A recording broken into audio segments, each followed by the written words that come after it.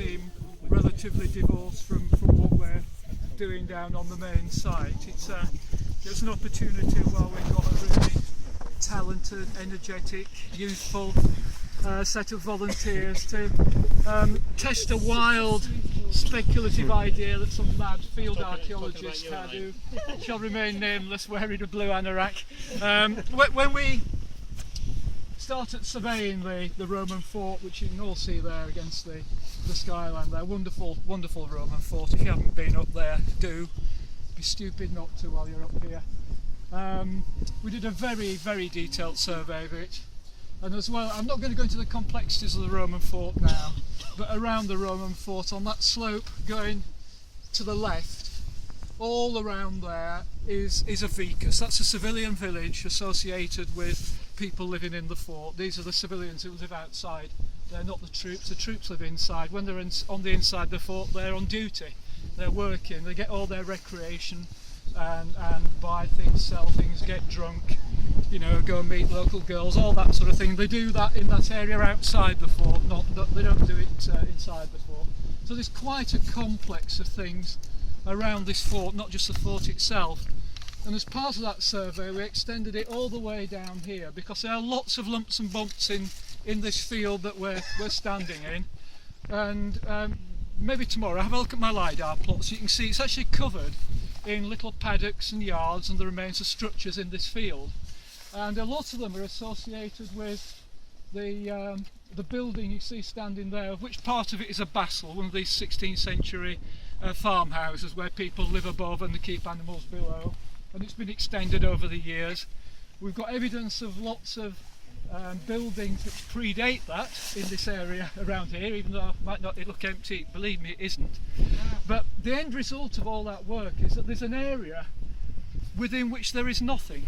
There's no earthworks. It's almost like there's a zone where nothing appears to be going on.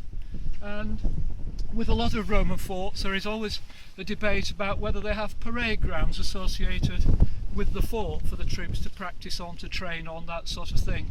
And there are only 2 Roman forts in Britain where you actually have a proven parade ground above ground, you can see above ground. One is at Hardknott in the Lake District, which anybody's been to, it's a remarkable parade ground, and the other is a place called Tymenny-Muir in Wales. There are only 2 that are known about. The only other evidence for parade grounds in England or in Britain comes from excavations outside legionary fortresses where surfaces have been found that you could expect to be the surfaces you might find with a flat surface for parading on, that sort of thing. And the general understanding of the location of parade grounds is that they're close into the fort and usually close to one of the entrances, and in general you would assume they need relatively flat ground. You wouldn't put them on steep slopes. And at Hardknott, if you ever go there, you'll see that there isn't a flat slope in sight at Hardknott, and what they've done is actually had to build up a massive great flat area of great big blocks of stone, just even to create a level area. So after we finished all the work, the speculation was that in this area out here there's a flat area with nothing else going on in it. So I've taken this opportunity to put a couple of test pits in here, just simply with the objective of finding out what the surface, if there are any surfaces in here, if the sort of surfaces could they be associated with a parade ground, has there been agriculture in here, give us some idea what's happening in this zone. So we've got 5 test pit recruits. So the test pitters like to go out front. We've got five test pitters who came up here, volunteered to come up here and leave the and leave the excitement of the Iron Age roundhouses to come over here and work on their own to follow this sort of strange idea. So I'll hand over to Gail. Who'll take us